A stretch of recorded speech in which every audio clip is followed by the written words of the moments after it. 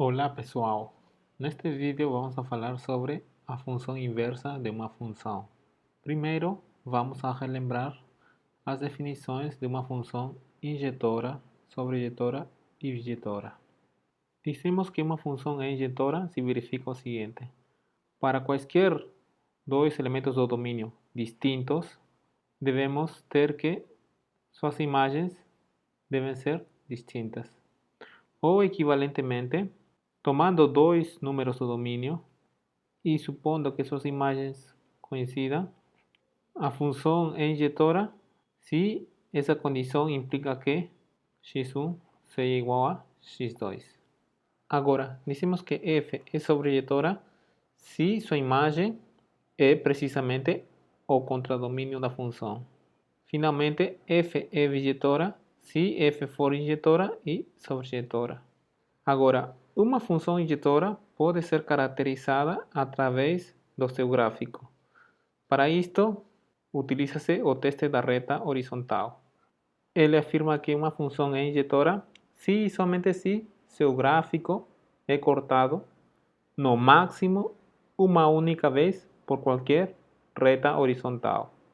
Por exemplo, temos essa curva que vai ser o gráfico de uma função, pois ele satisfaz o teste da reta vertical.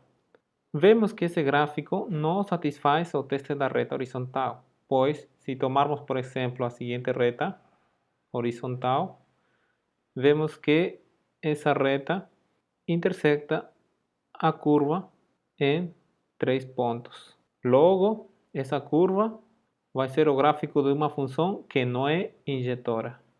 Vejamos mais alguns exemplos. Temos que a função x² não é injetora, pois a função x² verifica essa igualdade. Também dá para perceber pelo seu gráfico. Lembrar que o gráfico é uma parábola e essa parábola não satisfaz o teste da reta horizontal. Agora, se tomarmos a função x² com seu domínio restringido aos números não negativos, então, nesse caso, a função g definida dessa forma vai ser uma função bijetora, pois o seu gráfico, neste caso da função g, seria unicamente essa parte da parábola que claramente satisfaz o teste da reta horizontal, portanto a função g vai ser injetora e ela é sobrejetora, pois qualquer número real que tomemos no contradomínio, sempre vai existir uma preimagem. De fato, tomando y maior ou igual que zero, sabemos que y vai ser igual a raiz quadrada de y ao quadrado, e essa última expressão é precisamente y de raiz de y. Dessa maneira, qualquer número não negativo é imagem de um número do domínio pela função g. Portanto, é sobrejetora e, consequentemente, a função g é injetora e sobrejetora, portanto, é bijetora. De maneira similar, analisando o gráfico da função x² ou também fazendo operações algébricas, podemos ver que a função x³ é injetora. E, neste caso, estamos considerando o domínio natural, ou seja, todos os reais, e sabemos que sua imagem é todos os reais. Acontece que essa função x³ vai ser uma função sobrejetora, pois tomando y um número real qualquer, podemos ver que y vai ser igual a raiz cúbica de y ao cubo. E isto pode ser escrito como h de raiz cúbica de y. Dessa forma estamos vendo que h é sobrejetora e, consequentemente, vai ser bijetora. De maneira similar, outra função bijetora é 1 sobre x. Temos a função m definida no intervalo fechado de extremos 1 e 4 e seu contradomínio está sendo o intervalo fechado de extremos 1 e 3. E m de x vai ser igual a raiz quadrada de x. Essa função não é sobrejetora, pois esse número 3 não pertence à imagem da função m, já que a imagem da função m vai ser o intervalo fechado de extremos 1 e 2. Agora vejamos uma operação entre duas funções, que é a composição de funções. Se considerarmos f e g duas funções, podemos construir uma nova função a partir dessas duas. Essa nova função vai ser chamada de função composta de f com a g. E a notação para essa função composta é f círculo g. E ela vai estar definida dessa maneira. Aplicamos g a x e depois a esse resultado vamos aplicar f. E o domínio da função composta f com a g vai ser o conjunto C, definido como todos os elementos do domínio da função g, de tal maneira que suas imagens pela função g estão no domínio da função f. Vejamos um exemplo. Estamos considerando nossa função f sendo a raiz quadrada de x e a função g, essa função afim 2x menos 5. Neste caso temos que o domínio da função f são todos os reais não negativos e o domínio da função g são todos os reais.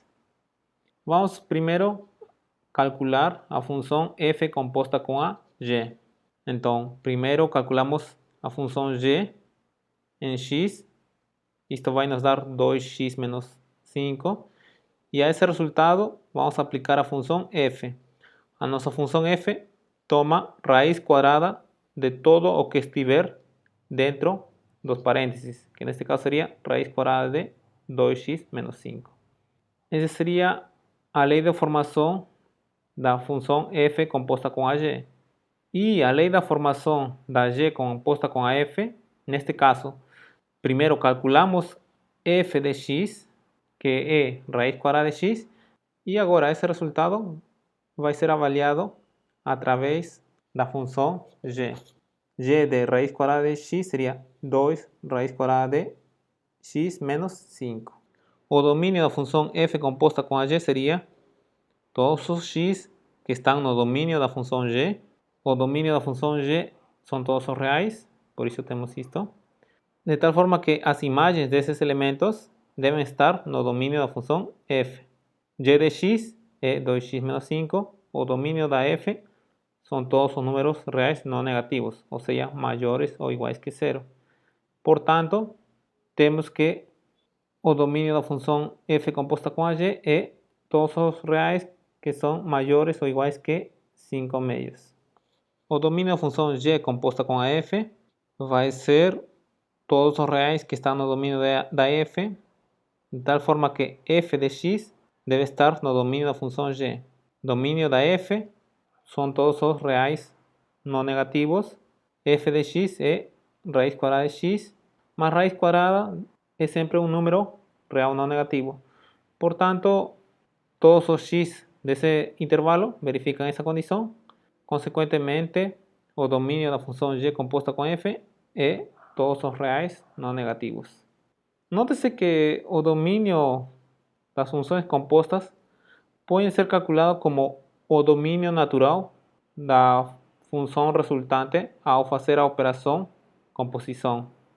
Também poderíamos ter calculado o domínio dessa função, sabendo que o radicando tem que ser maior ou igual que zero, e de maneira similar ao domínio natural dessa função, são todos os reais que são maiores ou iguais que zero.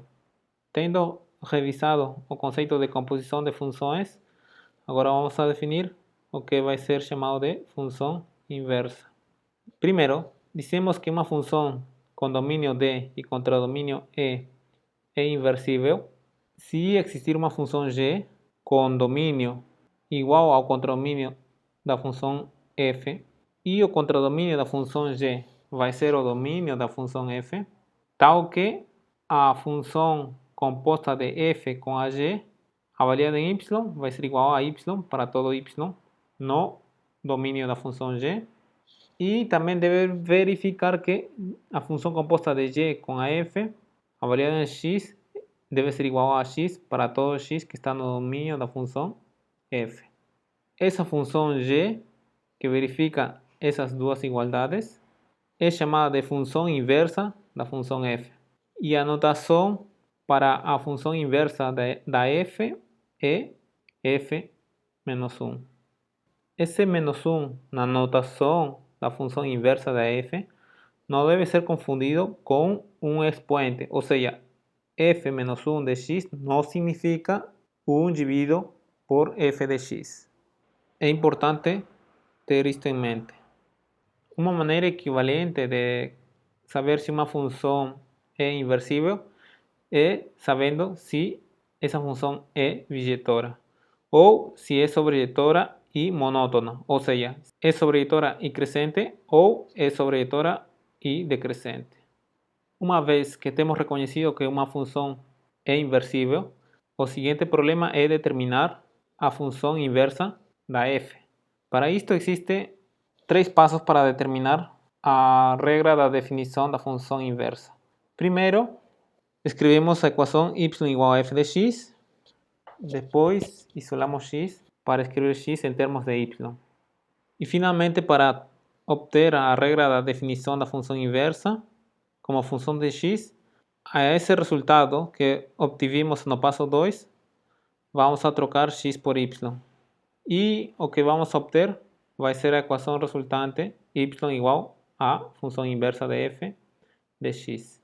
Além disso, se tivermos que f é uma função inversível e o gráfico da f for conhecido, então podemos obter o gráfico da função inversa refletindo o gráfico da função f em torno da reta y igual a x.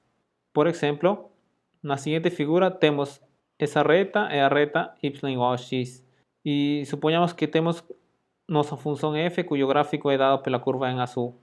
Logo, o gráfico da função inversa dessa f vai ser obtida refletindo essa curva em azul e vamos obter a curva em cor verde, e essa curva é precisamente o gráfico da função inversa da f. Para encerrar o vídeo, vejamos o seguinte exemplo. Consideremos a função f de x, essa função racional.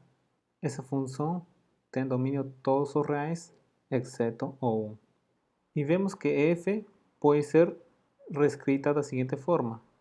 Fazendo aparecer no numerador o termo x menos 1, vemos que vai ser igual a 2 mais 5 dividido por x menos 1. E essa função é injetora e sua imagem vai ser todos os reais, exceto o 2. Logo, a nossa função definida no seu domínio natural vai ser uma função bijetora sobre sua imagem. Portanto, essa função vai ser inversível. E sua inversa é calculado seguindo os 3 passos do método mencionado anteriormente. Primeiro, escrevemos y igual a f de x. Depois da equação, isolamos x para escrever ele em termos de y. Temos nossa equação y igual a f de x. Fazendo as manipulações algébricas, obtemos que x vai ser igual a y mais 3 dividido por y menos 2. E o terceiro passo é trocar x por y, e isso vai nos dar a lei de formação da função inversa de f, que seria x mais 3 dividido por x menos 2.